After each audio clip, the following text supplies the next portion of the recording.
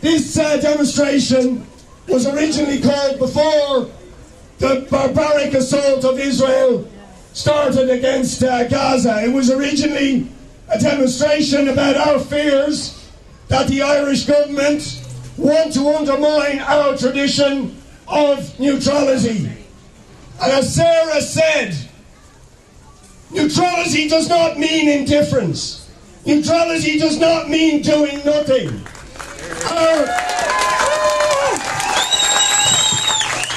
In Ireland, our tradition of neutrality comes from the fact that we were victims of colonial oppression at the hands of the British Empire. And what the people who went out in 1916, in the 1916 Rising, and in the Irish Revolution, meant by neutrality, is that we would never side with empires and colonial powers.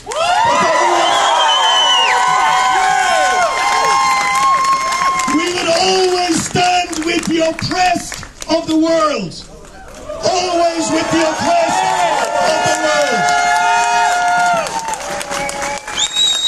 And in that regard, Micheál Martin and this government have brought shame on the tradition of Irish neutrality.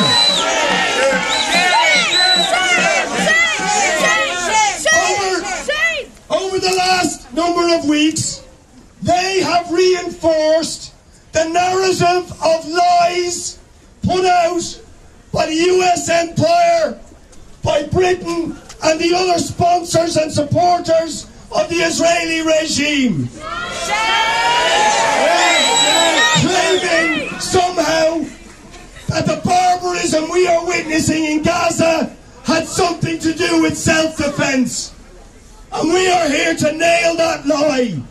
We are seeing in front of the eyes of the world a genocidal attack on the people of Palestine.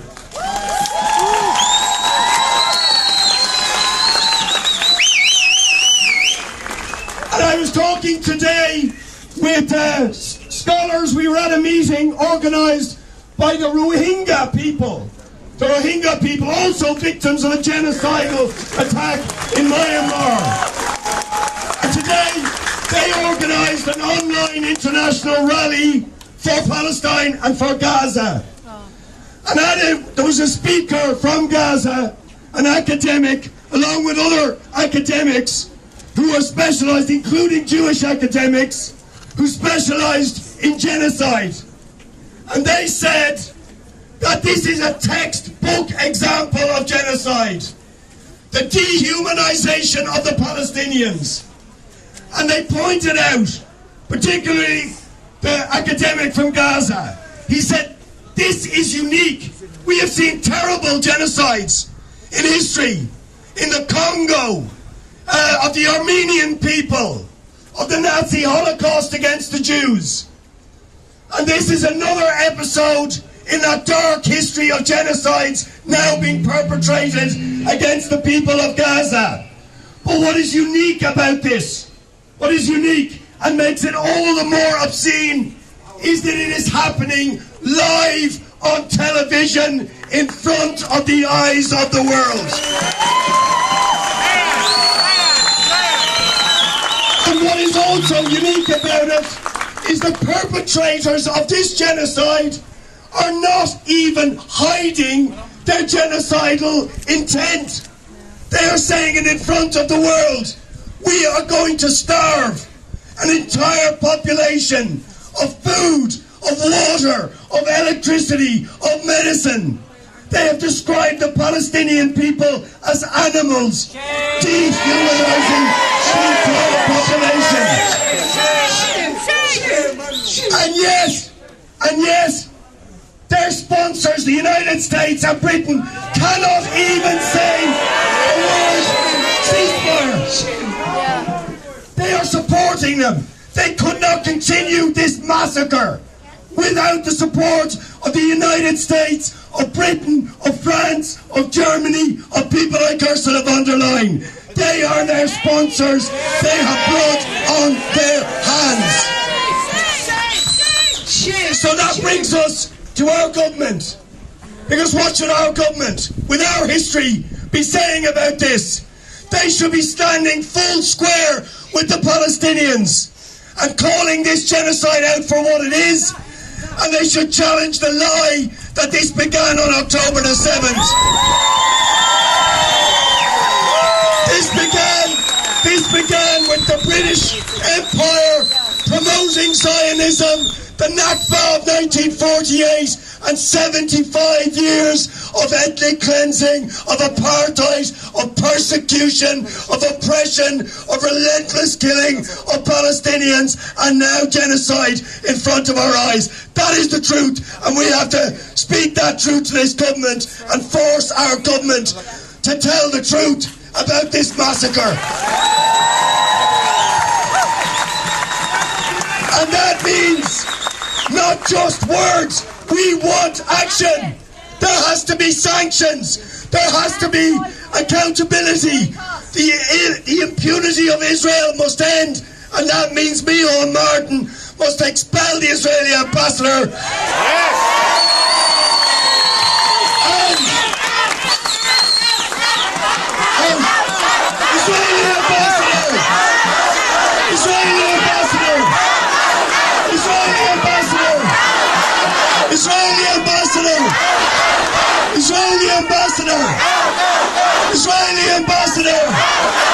Israeli ambassador.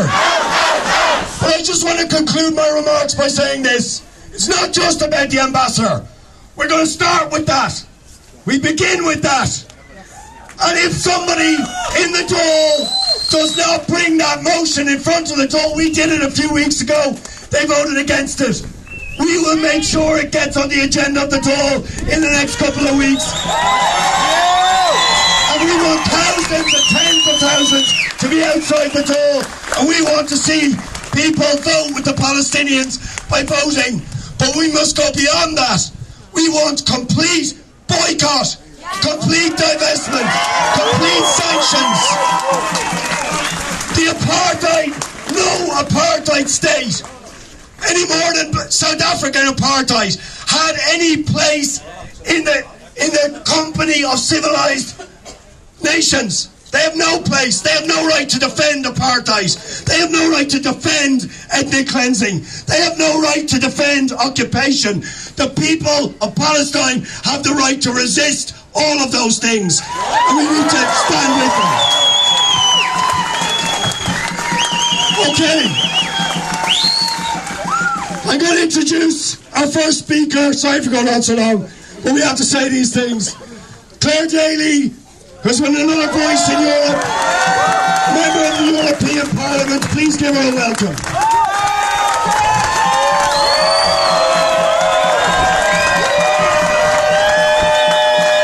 Thanks, Richard, and thanks to everybody for turning out today.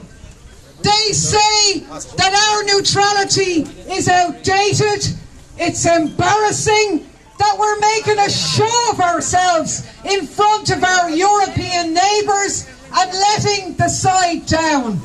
Really? What side? The side that drapes the European Union buildings with the Israeli flags? The side that jets off to Israel and says that we stand with you now and in the days to come, knowing what those days would bring. The side that arms Israeli genocide and cannot even bring themselves to call a ceasefire. Well, I'm not embarrassed by letting that side down. I'm bloody proud of it.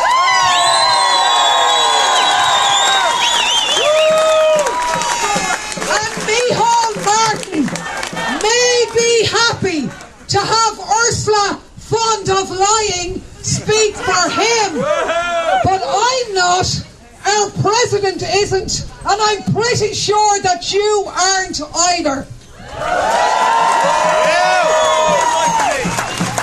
So you've got to ask yourself, if you don't trust Leo and Micheál on domestic matters, then why would you trust them when they say they have no plans to change our neutrality.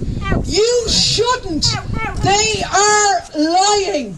We are barreling down the road to ever greater military integration with an increasingly militaristic European Union. And we are here to say today, we are not buying that and we are not paying for that. Enough is enough. There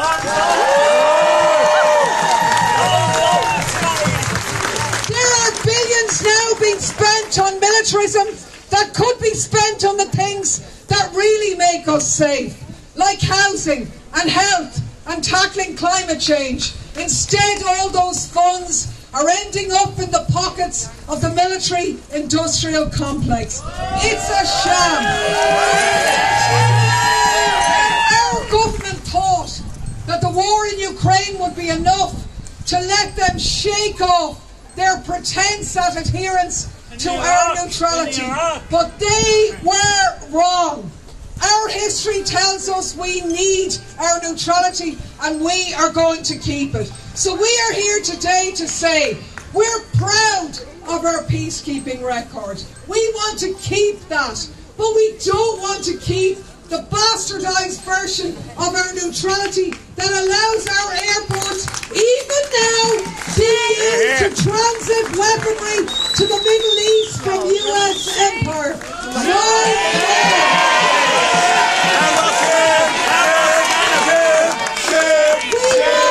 active neutrality. We want our government to go out and fight for a unity, for peace resolution at the UN to enforce a ceasefire.